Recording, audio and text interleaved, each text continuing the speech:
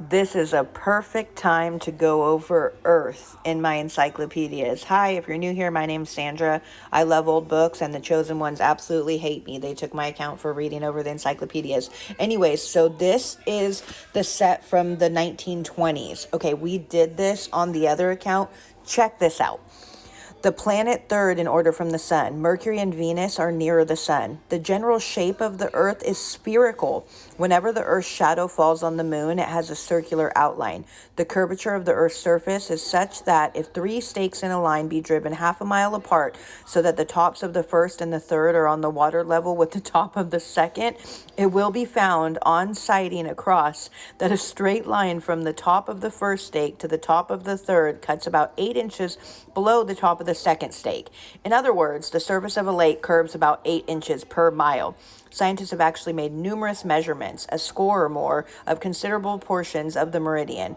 This is to say, a north and south line. One measurement extended from Hammerfest in the north of Norway to the mouth of the Danube, another from the Himalayas to the southern point of Hindustan. From these measurements, it has been found that the degree of the meridian is 3,000 feet longer in Sweden than in southern India. In other words, that the earth is flattened at the poles, okay? So when they show us like, oh, look at the pictures we took on Artemis of the globe, right? Regardless, even if we don't live on flat earth, right? Let's say it is a globe, it's not going to be a perfect ball no matter what. Various computations agree so well that it is believed the following dimensions of the earth are correct to within a fifth of a mile. Okay. Equatorial diameter 7,926,614 miles. Polar diameter 7,899,742 miles.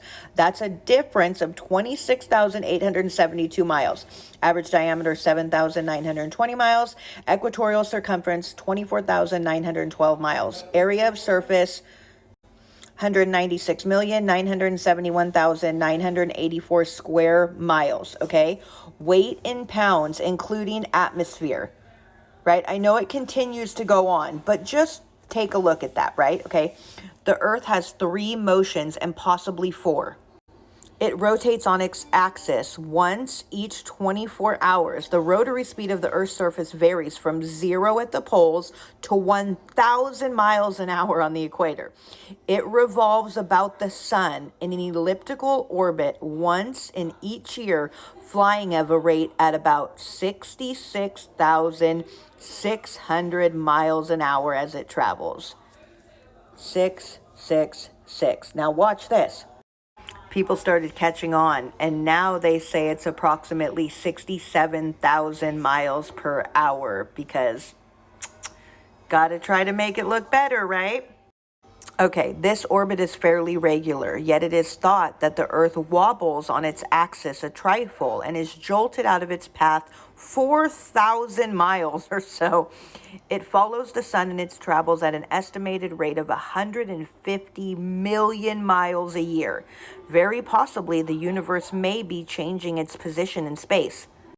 The density of the Earth's crust is about 3 times that of water. The average density of the Earth is 5.5 times that of water, for which it is argued that the interior is about 8 or 9 times as dense as water. Inasmuch as pressure tends to solidify, the heat tends to liquefy, it is not known whether the interior is solid or fluid, but it is pretty well agreed that the interior is dense and intensely hot. See geography, equator, altitude, latitude, longitude, season, and planets. It's literally everywhere. So what should we look up next?